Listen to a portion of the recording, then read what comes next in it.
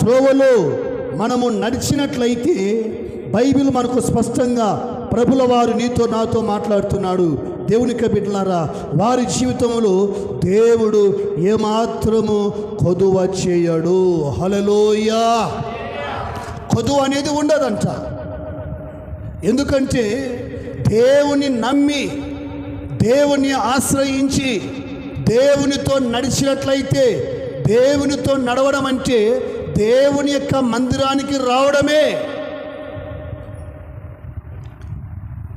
దేవుని మందిరానికి రాకుండా దేవునికి బిడ్డలారా దీవించబడాలి, ఆశీర్వదించబడాలి, రకరకాలుగా సంపాదించాలి, కూడబెట్టాలి, ఎత్తిపెట్టాలి, దాచిపెట్టాలి అని మనము ఎంత ప్రయత్నం చేసినప్పటికీ కూడా,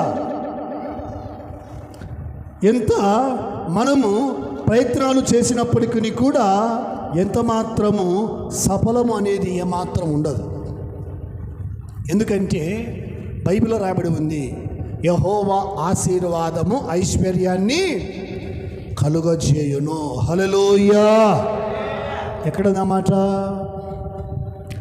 సామెతల గ్రంథము 10వ అధ్యాయంలో 22వ వచనంలో స్పష్టంగా రాయబడి ఉంది, యెహోవా ఆశీర్వాదము ఐశ్వర్యం ఇచ్చును, నరుల కష్టము చేత ఆ ఆశీర్వాదము ఎక్కువ కాదు.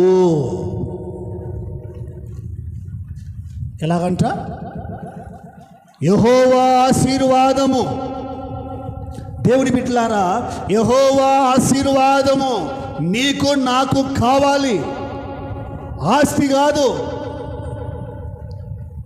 ఆశీర్వాదములో ఆస్తి ఉంది, ఆస్తిలో ఆశీర్వాదం లేదు. హల్లెలూయా. నేను చెప్పే మాటలు కొంచెం జాగ్రత్త క్యాచ్ చేయాలి. ఆస్తిలో, ఐశ్వర్యములో ఆశీర్వాదాలు లేవు. ఆశీర్వాదాలలో ఏమున్నాయి? ఐశ్వర్యం ఉంది. గట్టిగా చప్పలు కొట్టండి. హల్లెలూయా. ఈ ఆశీర్వాదం ఎక్కడ దొరుకుతుంది మనకు? ఎక్కడ దొరుకుతుంది? దేవుని యొక్క బిడ్డలారా, ఆది కాండములో మనం చూసినట్లయితే దేవుని యొక్క సన్నిధిలో 2వ అధ్యాయంలో మనం గమనించినట్లయితే స్పష్టంగా బైబిల్ మనకు తెలియజేస్తూ ఉంది, ఆకాశమును భూమియు వాటిలో ఉన్న సమస్త సమూహమును సంపూర్తి చేయబడిను. దేవుడు తాను చేసిన తన పని 7వ దినములోగా సంపూర్తి చేసి, తాను చేసిన తన పని అంతటిలో నుండి 7వ దినమును విశ్రమించను. కాబట్టి దేవుడు ఆ 7వ దినమును ఆశీర్వదించి పరిశుద్ధపరచెను. గట్టిగా చప్పలు కొట్టండి. హల్లెలూయా. ఆశీర్వాదం మనకి ఏ రోజు దొరుకుతుంది? ఏ రోజండి? పనికెళ్తే 300 కూలి వస్తుంది. మందిరానికి వస్తే చెప్పండి, మందిరానికి వస్తే ఆశీర్వాదం. ఆశీర్వాదం గొప్పదా? ఆస్తి గొప్పదా? చెప్పండి. ఆశీర్వాదం గొప్పదా? ఆస్తి గొప్పదా? ఆస్తులు తరిగిపోతాయి కానీ ఆశీర్వాదము తరతరాలు నిలిచిపోతాయి. హల్లెలూయా. ఆశీర్వాదం నీవు నేను దేవుని సన్నిధిలో, దేవునికి బిడ్డలారా, దీవించబడాలి, ఆశీర్వదించబడాలి, అభిషేకించబడాలి, ఆత్మచేత నింపబడాలి. ఇదిగో నీ గర్భఫలము, నీ భూఫలము, నీ డుక్కిటెత్తులు, నీ పిండి పిసుకు తొట్టియు దీవించబడాలి అంటే బైబిల్ చెప్తూ ఉంది, నీవు పరిశుద్ధ దినమును ఘనముగా ఆచరించాలి. హల్లెలూయా. ఇలా చేసినట్లయితే బైబిల్లో ప్రభు అంటున్నాడు, దేశము యొక్క ఉన్నత శిఖరాల మీద నేను కూర్చోబెడతాను. హల్లెలూయా. మనం కాదు ఎక్కేది, ఆయన ఎక్కిస్తాడు. ఎక్కడ? దావీదు గారు అంటారు కదా, దేవా నేను ఎక్కలేనంత కొండపైకి నన్ను ఎక్కించు. హల్లెలూయా. నన్ను ఎక్కించు. దేవుని యొక్క బిడ్డలారా, దేవునితో మనము నడిచేటువంటి వారిగా ఉండాలి. హనోకు దేవునితో 300 ఏండ్లు నడిచాడు. ఒక రోజు కాదు, ఒక నెల కాదు, ఒక వారం కాదు, ఒక సంవత్సరం కాదు, దాదాపుగా 300 ఏండ్లు. కొందరికి 3 వారాలు ఖచ్చితంగా నెలలో రావాలంటే ఎంత భారమో. 300 ఏండ్లు కాదు, ఒక మాసములో, ఒక నెలలో, నెలకు ఎన్ని వారాలు? 4 వారాలు. ఈ 4 వారాలలో 3 వారాలు మందిరానికి రావాలంటే ఎంత బరువో, ఎంత భారమో, ఎన్ని ఆటంకాలో. ఇంకొందరు నిశ్చయించుకుంటారు, నెలకొక్కసారి మందిరానికి వెళ్ళాలి, మందిరంలో ప్రభు బల్లలో పాల పంపులు పొందాలి. ఒక్కసారి తినొచ్చు కదా, రోజుకు ఒక్కసారి తినొచ్చు కదా. తింటామా కదా? తినం. కానీ నెలలో మనం ఎన్ని వారాలు రావాలి దేవుని మందిరానికి అంటే? 3 వారాలు అంటే 3 వారాలు కాదు, మినిమం నేను చెప్పేది 4 వారాలు ఖచ్చితంగా రావాలి. మినిమము నెలలో 3 వారాలు ఖచ్చితంగా దేవుని మందిరంలో ఉండాలి. ఒక వారం మానుకుంటామని కాదు చెప్పేది. మళ్ళీ అతి కష్టంగా ఉన్నవారికి ఏదో ఒక్క వారం మానుకుంటే దానికి ఏదో అర్థం ఉంటుంది. ముఖ్యమైన పని పడింది, వెళ్ళకుంటిగినా జరగదు, కష్టము నష్టము ఏదో అనుకుంటేగినా దేవునికి పెట్టారా, అది వేరు. మన మందిరానికి ఊరాలకు వచ్చారు కదా రేవనూరు నుంచి, వాళ్ళ భర్త సాక్ష్యం చెప్పాడు. ఏమనంటే, అన్నా నేను మేస్త్రిగా ఉన్నాను, నా కింద దాదాపుగా పనిచేసేవారు 40-50 మంది ఉన్నారన్నా, 2 బ్యాచీలు ఉన్నాయి. దాదాపుగా 5-6 సంవత్సరాల నుండి నాట్లు కానీ, కోతలు కానీ, మోతలు కానీ, సో ఇక ఏ పనైనా కానీ మేము ఆదివారం రోజు మా గుంపు మందిరానికి వెళ్తారు. కానీ పొరపాటును కూడా ఆదివారం రోజు సుదర్శన గుంపు ఏ పనికి రారు అని చుట్టుపక్కల ఉన్న గ్రామాలకు మొత్తం తెలుసు. హల్లెలూయా. ఏంటంటండి, సుదర్శనము వరాలక భర్త ఆదివారం రోజు ఏమాత్రము పిలవకూడదు. ఎందుకంటే ఆ గుంపు ఆదివారం మందిరానికి రాదు. మొన్ననే నేను సాక్ష్యం విన్నా. కైపాన ఊరల్లా మందిరానికి వెళ్తుందంట, ఒక్కరు కూడా పనికి వెళ్ళరంట. దాదాపుగా 4-5 చర్చిలు ఉన్నాయంట. చర్చికి వెళ్ళే ప్రతి ఒక్క, చర్చికి రానోళ్ళు కాదు, చర్చికి వెళ్ళే వాళ్ళు, ప్రభుని నమ్ముకున్న వాళ్ళు, ప్రభుని ఎరిగిన వారు, రక్షణ పొందినవారు, బాప్తిసం పొందినవారు, మారు మనసు పొందినవారు, ఊర్లో కనీసం అంటే ఒక్కరు కూడా అంట ఆ ఊరు దీవెనకరంగా ఉంటుందా? పొద్దున లేచి నుంచి రోడ్ల మీదకి వచ్చి ఆటోలు ఎక్కి, అది ఆదివారం దినమే, పరిశుద్ధ దినమే, వెళ్ళొచ్చా వెళ్ళకూడదా అని మన కోయిలకుంట్ల దీవెనకరంగా ఉంటుందా? చెప్పండి. ఒక కోయిలకుంట్లే కాదు, ఏ ఊరైతే దేవుని మందిరంలో చేరి, ఏ కుటుంబం అయితే కుటుంబం అంతా కూడా కలిసి దేవుని మందిరంలో చేరి దేవుని ఆరాధించడానికి ఇష్టపడుతుందో ఆ ఇండ్లు, ఆ గ్రామము, ఆ పట్టణము, ఆ దేశాన్ని దేవుడు ఉన్నత శిఖరాల మీద కూర్చోబెడతాడు. గట్టిగా చప్పలు కొట్టండి.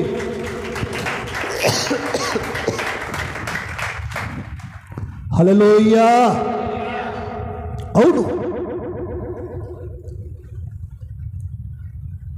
సాగులు చెప్పే వాళ్ళు కొందరు, తప్పించుకునే వాళ్ళు కొందరు. ఆ ఊర్లో ఉన్న రైతు అంటాడంట, అమ్మా మందిరానికి వెళ్ళండి, మీరు ఎంత మందిరానికి వెళ్తే మా పంట అంత బాగుంటుంది. గట్టిగా చప్పలు కొట్టండి. హల్లెలూయా. దేవుని బిడ్డలైన మీరు మందిరాలు మానుకొని, ఆరాధనలు మానుకొని, పరిశుద్ధ దినాన్ని మానుకొని ప్రభు బల్లలో చేయవేయకుండా మా పంటకు వచ్చినా మాకు నష్టమే. రైతులు అంటారంట ఆ మాట ఊరిలో. వద్దు తల్లి, మీరు మందిరానికి వెళ్ళండి, ప్రార్థన చేసుకోండి, మిగతా 6 రోజులు రండి, అప్పుడు మా పొలము సమృద్ధిగా దీవించబడుతుంది. హల్లెలూయా. పంట పైరును ఆశీర్వదించేది ఎవరు? మనమా దేవుడా? పంటను మొలిపించేది ఎవరు? మనమా దేవుడా? పంటను ఇచ్చేది ఎవరు? మనమా దేవుడా? పంటను అమ్మేది ఎవరు? మనమా దేవుడా? మంచి రేటు తీసుకొని వచ్చేది మనమా దేవుడా? ఎవరండి? ఇదంతా దేవుని చేతిలో ఉంది. నిన్న 31 చెప్పాను కదా, మనం దేవుని చేతులు ఎప్పుడైతే ఉంటామో అప్పుడు సమృద్ధికరమైన దీవెనలు, ఆశీర్వాదాలు మన జీవితంలో పొందుకుంటాము. హల్లెలూయా, హల్లెలూయా. దేవుడితో నడవడం అంటే ఇది. 365 రోజులు దేవునితో నడిచాడు. రోజు నడిచాడు, వారానికి ఒకసారి కాదు. ఆయన కూడా భార్య, పిల్లలు, కుటుంబము, సంసారము అన్నీ ఉన్నాయి. అన్నీ కలిగిన వాడే, కానీ దేవునితో నడిచాడు, దేవునితో నడిచాడు. అందుకే ఆ మరణాన్ని రుచి చూడకుండా దేవుని యొక్క బిడ్డలారా, ఎబ్రీ పత్రిక 11వ అధ్యాయము 5వ వచనంలో మనం గమనించినట్లయితే ఈయన చక్కని మాట బైబిల్ మనకు తెలియజేస్తుంది. విశ్వాసాన్ని బట్టి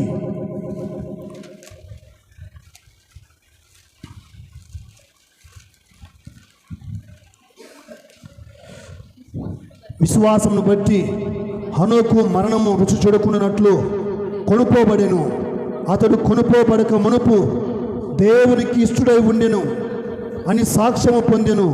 కాగా దేవుడు అతన్ని కొనుపోయబడి కనుక అతడు కనబడలేదు. హల్లెలూయా.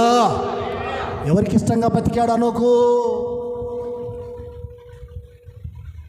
ఇప్పుడు ఎట్లందంటే భక్తి, ప్రార్థన, మందిరాలు, సంఘాలు, సేవకుడు విశ్వాసులకు ఫేవర్గా ఉండాలి, ఇష్టంగా ఉండాలి, లేకపోతే దొబ్బుతారు మెడబట్టి.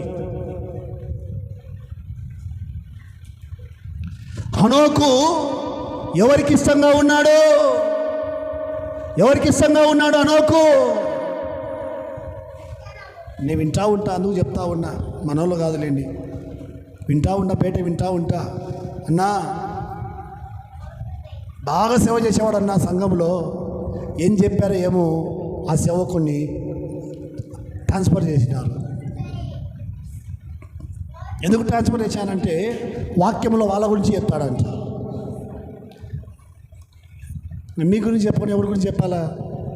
కిటికీల గురించి, డోర్ల గురించి, రేకుల గురించి, చెట్ల గురించి, కొమ్మల గురించి చెప్పాలా?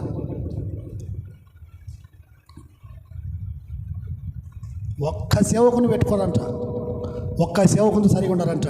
వచ్చినప్పుడు ఏమంటారంటే 1 నెల 2 నెలలేనంట, 3 నెలల ముచ్చట. కొత్త కోడలకు అత్త ఎత్తి పెడతా చూడు భోజనం, తినుమ్మా తల్లి, కొత్త కోడలు కదా అని. 6 నెలలు దాటింది అనుకో, అయిపోయా.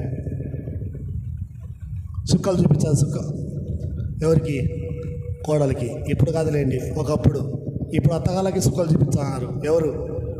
కోడళ్ళు కదా. ఒకప్పుడు భార్యలకు సుక్కలు చూపించేవాళ్ళు భర్తలు, ఇప్పుడు భర్తలకే భార్యలు సుక్కలు చూపించారు కదా. ఎందుకు ఈ మాట చెప్తున్నానంటే, దేవునికి బిడ్డలారా, మనము దేవునితో నడిచినట్లయితే ఈయన దేవుడు మనల్ని, మన కుటుంబాలను, మనకు కలిగిన సమస్తాన్ని సమృద్ధిగా దీవిస్తాడు. హల్లెలూయా, హల్లెలూయా. హనోకు దేవునికి ఇష్టంగా ఉన్నాడు. బాగా నోట్ చేసుకోండి, దేవునికి ఇష్టంగా ఉన్నాడు. హనోకు విశ్వాసమును బట్టి విశ్వాసమును బట్టి హనోకు మరణము రుచి చూడకుండానట్లు కొనిపోబడెను. అతడు కొనిపోబడక మునుపు దేవునికి ఇష్టడైనని సాక్ష్యము పొందాడు. ఏం భార్యకి ఇష్టంగా ఉండొచ్చుగా, పిల్లలకు ఇష్టంగా ఉండొచ్చుగా, దైవజనునికి ఇష్టంగా ఉండొచ్చుగా, లేక మనుషులకు ఇష్టంగా ఉండొచ్చుగా, లోకములో ఉన్న వారికి ఇష్టంగా ఉండొచ్చుగా. దేవునికి ఎందుకు ఇష్టంగా బ్రతికాడు? దేవునికి ఇష్టంగా బ్రతికాడు కాబట్టి మరణము కూడా అతనికి దూరంగానే ఉంది. హల్లెలూయా. దేవునికి ఇష్టంగా ఉండే చూడు. దరిద్రము నీకు దూరమే, పేదరికము నీకు దూరమే, వ్యాధులు రోగాలు నీకు దూరమే, అప్పులు అనారోగ్యము నీకు దూరమే, నిందల అవమానాలు నీకు దూరమే. దేవునికి ఇష్టంగా బ్రతకడము చేత కాకపోవడము, అన్ని కొని తెచ్చుకోవడము. ఏంటివి? వ్యాధులు, రోగాలు, నిందలు, కరువు, కష్టాలు, శ్రమలు, ఇవన్నీ కూడా కొని తెచ్చుకుంటుంటాం. దేవునికి దూరం అయిపోయి, దేవునికి ఎడబాటు అయిపోయి. దేవునికి బిడ్డలారా, దేవునికి ఇష్టంగా బ్రతికి చూడండి. దేవునితో నడిచి చూడండి. దేవునితో ఒక రోజు లేక ఒక నెల, ఒక వారం మనస్ఫూర్తిగా, ఇష్టపూర్వకంగా, పూర్ణ బలముతో, పూర్ణ శక్తితో, పూర్ణ ఆత్మతో దేవుణ్ణి వెంబడించి లేక దేవునితో నడిచి చూడండి. అందులో ఉన్న ఆనందం, సంతోషం, ఆశీర్వాదం, ఆత్మ అభిషేకం వర్ణించలేనిది, వర్ణనాతీతం, వర్ణించలేము. దేవుడు గొప్ప ఆశీర్వాదాలు మన జీవితంలో ప్రసాదిస్తాడు. హల్లెలూయా.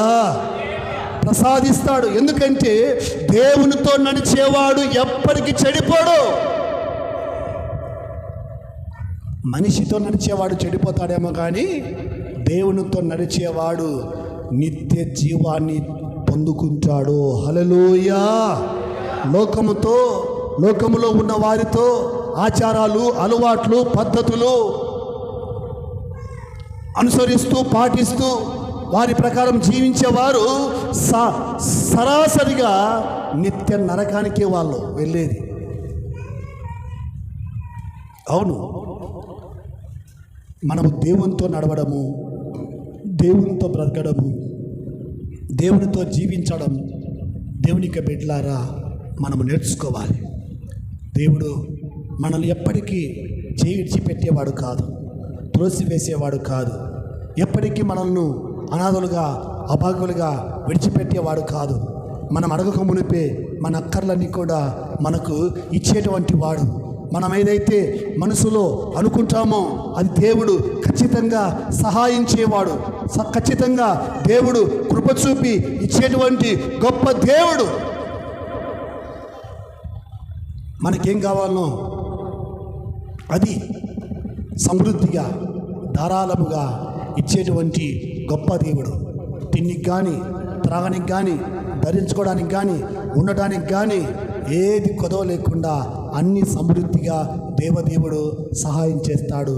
ఎప్పుడంటే మనము దేవునితో నడిచినప్పుడు.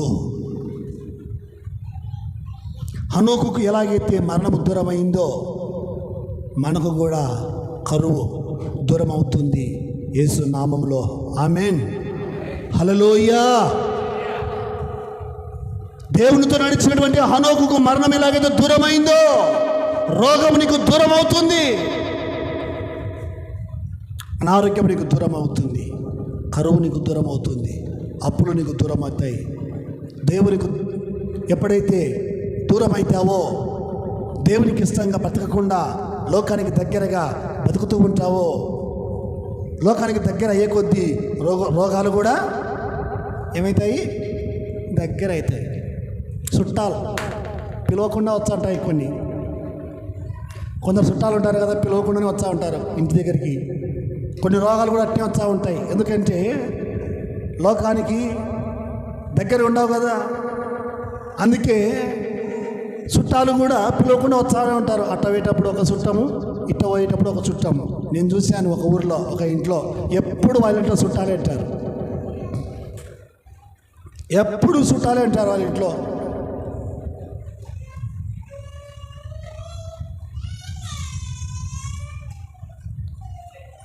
దేవునికి దూరమైతే ఈడ దరిద్రము, పేదరికము, కరువు, కష్టము కూడా చుట్టాలాగా వస్తూనే ఉంటాయి.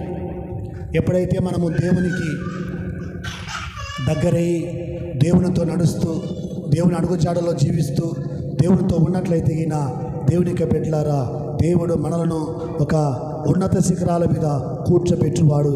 ఎందుకంటే బైబిల్లో స్పష్టంగా రాయబడి ఉంది. ఆ నిర్గమకాండము ఒకసారిగా 20వ అధ్యాయము మనం గమనించినట్లయితే ఈయన 8వ వచనంలో ఒక మంచి మాట కనబడుతుంది. చూడండి.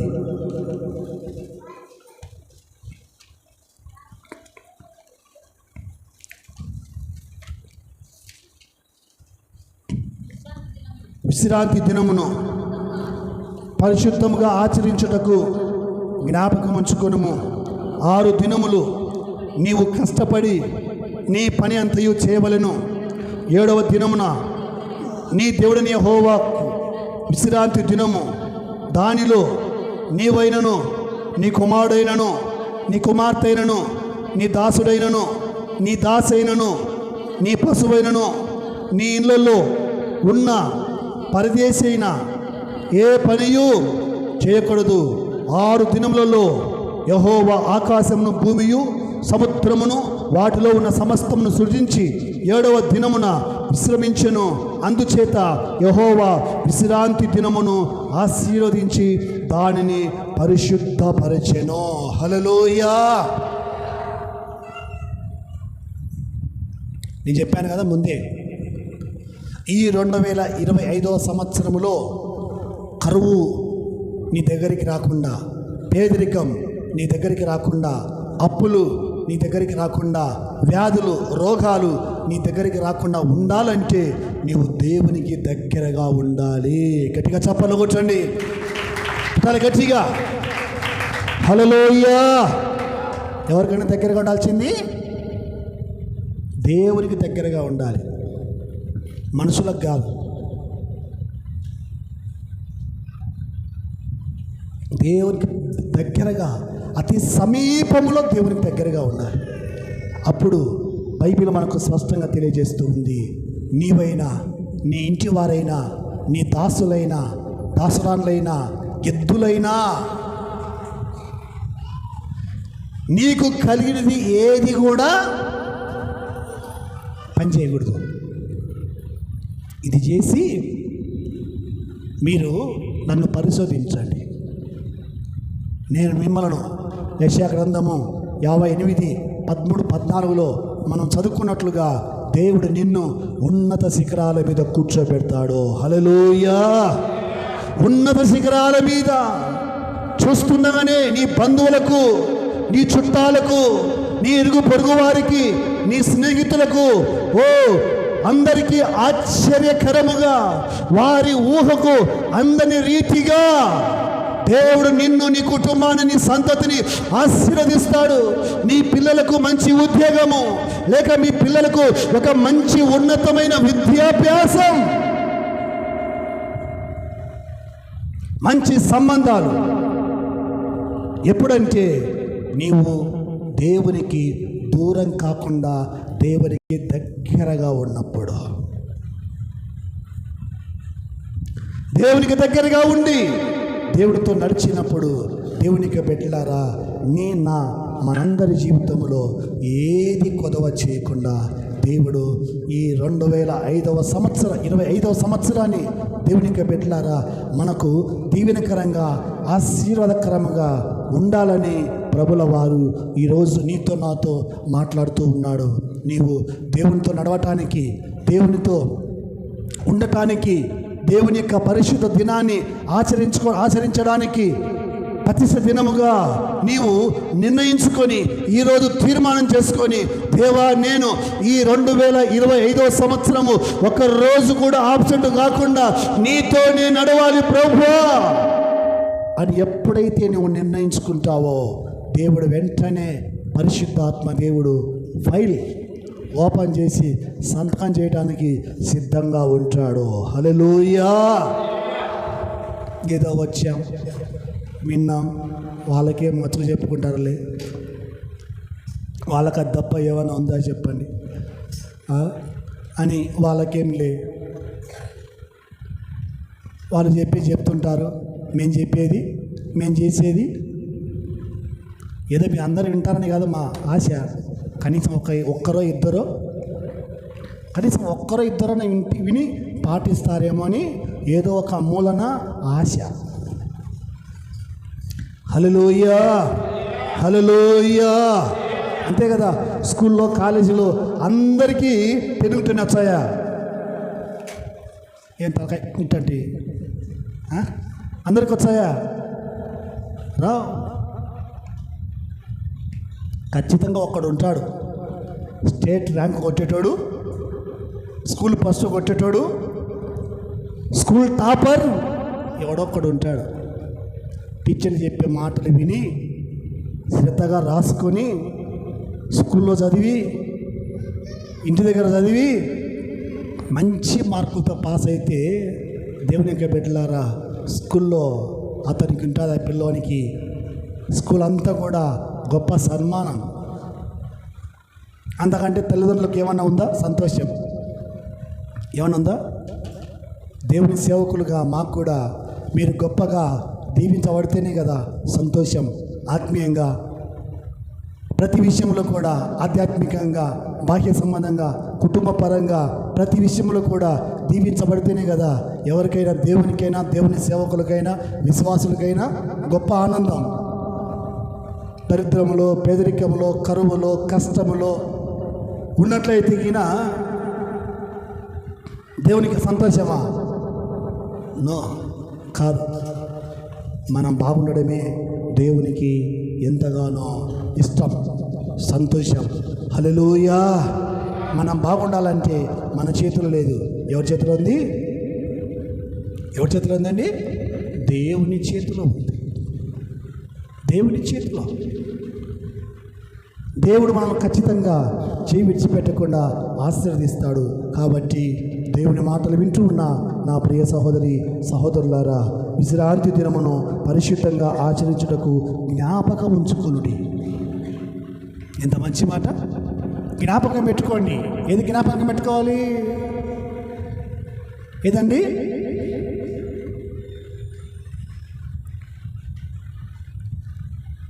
నేను ప్రార్థన చేయడానికి పోతే ఆదివారం ఒకరోజు, అబ్బా ఈరోజు ఆదివారం అని మర్చిపోయాను అంటుంది ఆమె. అమ్మా తల్లి, నిన్ను వందనాలమ్మా. నీకు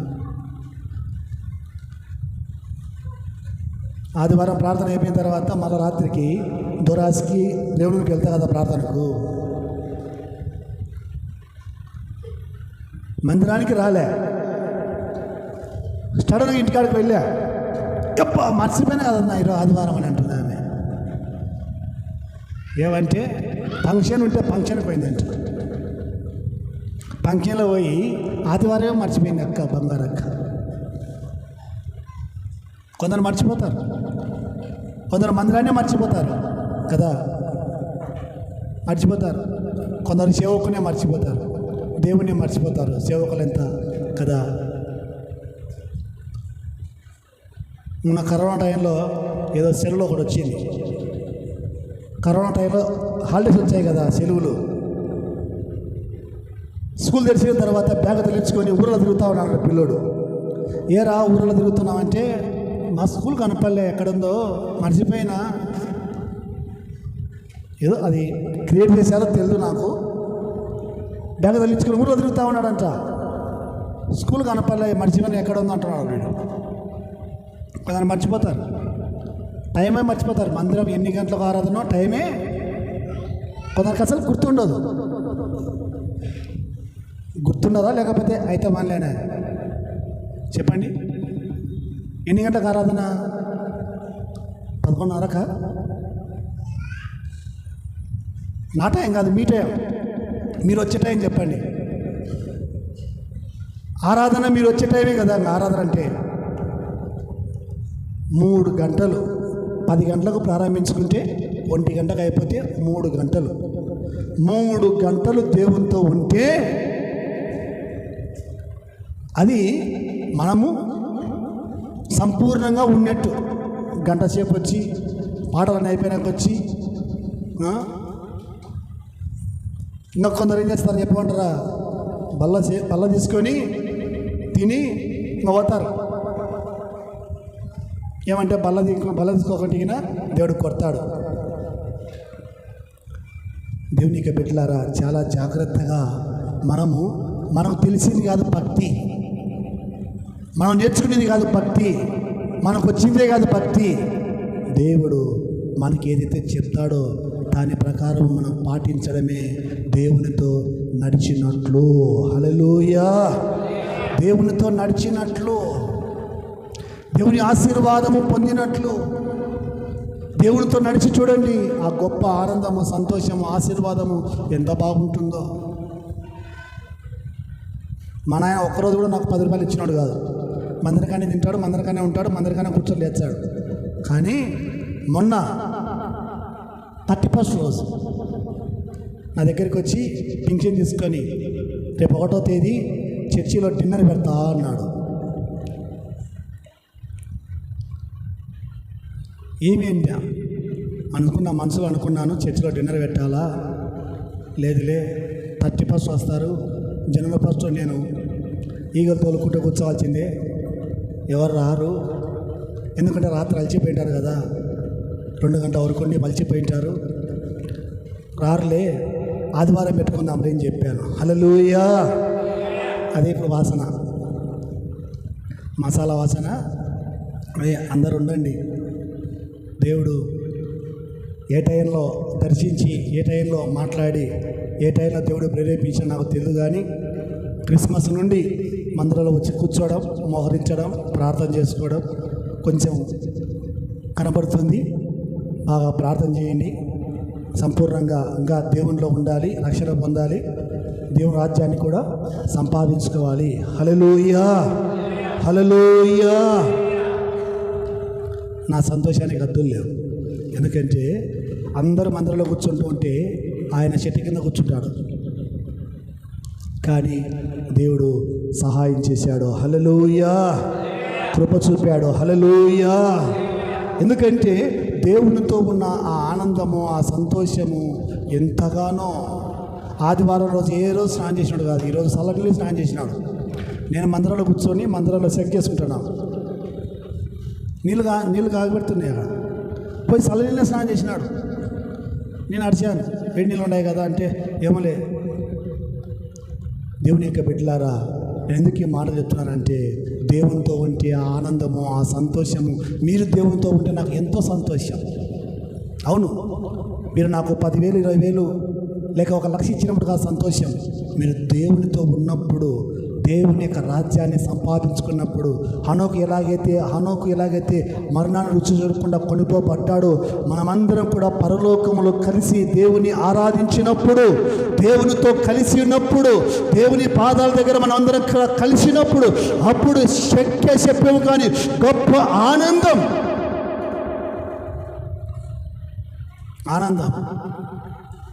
దేవునితో నడవకుండా లోక ఆచారాలు, లోక పద్ధతులు, లోక అలవాట్లు, వాళ్ళు పనికి వెళ్తున్నారు కదా మనం పనికి వెళ్ళాలి, వాళ్ళు నాటకు వెళ్తున్నారు కదా మనం నాటకు వెళ్ళాలి, వాళ్ళు మొగ్గలకు వెళ్తున్నారు కదా మనం మొగ్గలకు వెళ్ళాలి, వాళ్ళు మిరపకి వెళ్తున్నారు కదా మనం వెళ్ళాలి, మంచిదే వెళ్ళాలి.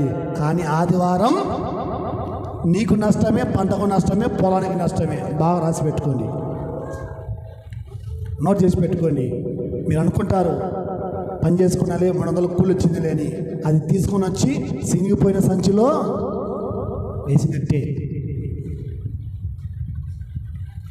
సినిగిపోయిన సంచిలో వేసినట్టే. మీ జోబి ఖాళీ కాకుండా ఉండాలంటే ఇది సూత్రం. మీ జోబి ఖాళీ కాకుండా ఉండాలంటే, ఎప్పుడు గిన్నె నిండి పొర్లాలంటే ఏం చేయాలి?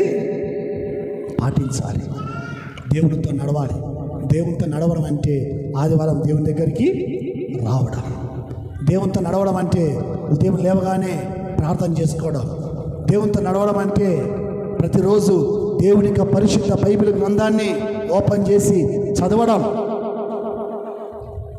దేవునితో నడవడం, అన్ని ప్రక్కల పెట్టి లోకంతో, మనుషులతో, పొలాలతో, గట్టులతో, వాళ్ళతో వ్యక్తులతో నడుస్తారంటే నడువు. ఎంతసేపు నడుస్తావు? ఎంతసేపు నడుస్తావు? సూర్యుడి కింద నేను ఒక అన్న తన్నా. ఆయనకు అన్నీ వచ్చాయి. ఆటో తోలుతాడు, బగ్గి తోలుతాడు, కారు తోలుతాడు, పెయింట్ కొడతాడు, గౌండా పని చేస్తాడు, అన్నీ ఆల్రౌండర్. నాకు ఏది రాదు, సేవ తప్ప. నేను అన్నాను, నాకు ఏది రాదన్నా, నీకైనా అన్నీ వచ్చాయి. వ్యవసాయం వచ్చాది, పెయింటింగ్ కొడతావు, లేకపోతే ఆటో తోలుతావు, ఇంకా ఎన్ని పనులు ఉన్నాయో అన్ని పనులు వస్తాయి. నాతో అన్నాడు, ఇదంతా కూడా ఒక మనిషి సూర్యుడి కింద ఒక నరుడు పడేటువంటి ప్రయాస, అయాస, గసనే కానీ నువ్వు చేసే పనే శ్రేష్టమైన పని. హల్లెలూయా! నువ్వు చేసే పనే శ్రేష్టమైన పని. అయితే రా అన్న నేను. అయితే రా,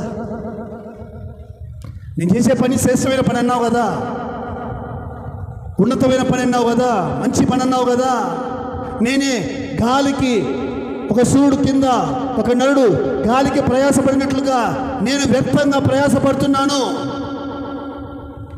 రా అంటే వచ్చాడా?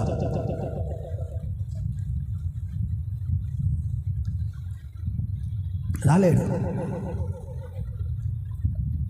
నవ్వుతూ ఉన్నాడు, సప్పరిస్తున్నాడు.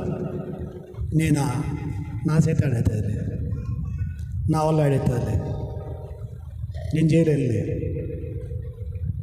దేవునికి బిడ్డలారా, నేను ఎందుకు ఈ మాట చెప్తున్నానంటే, దేవుని సన్నిధిలో మనం దేవునితో ఉండాలి, దేవుడు మనతో ఉండాలి, మనం దేవునితో నడవాలి.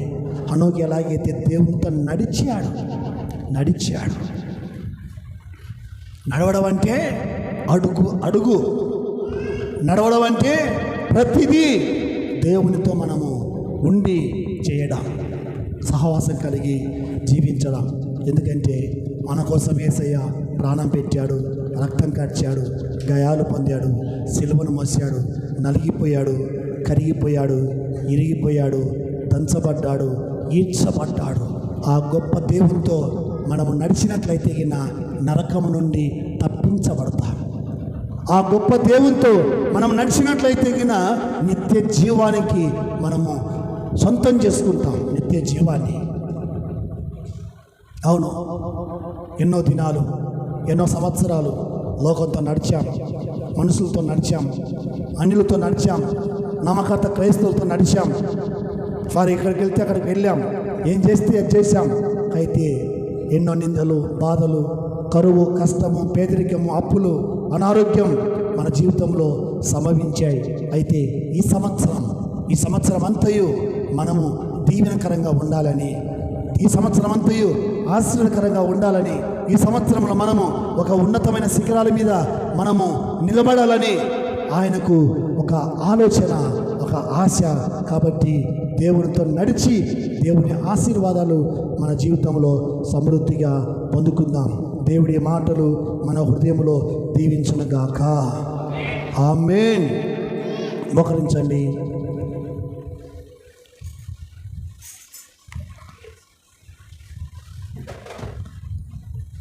మోకరించి ఆరాధనలో ఏకీభవించండి.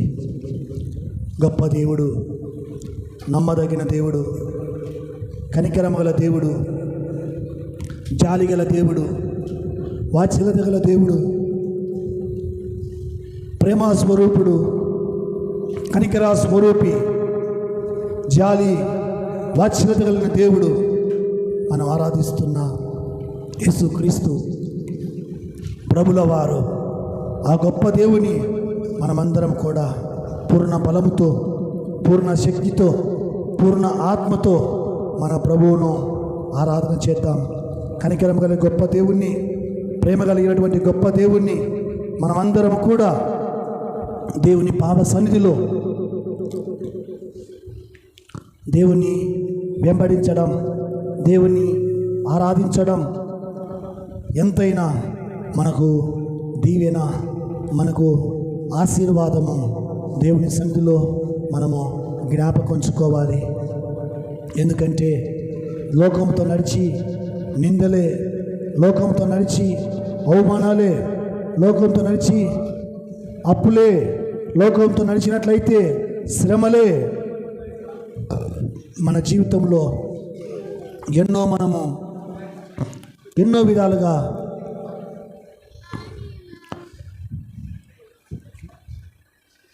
నలిగిపోయాం, కరిగిపోయాం, ఇరిగిపోయాం, దంచబడ్డాం, ఎంతగానో కృంగిపోయాము. అయితే మన దేవుడు, మన ప్రభుల వారు మన కోసం ప్రాణం పెట్టి, రక్తం కార్చి, గాయాలు పొంది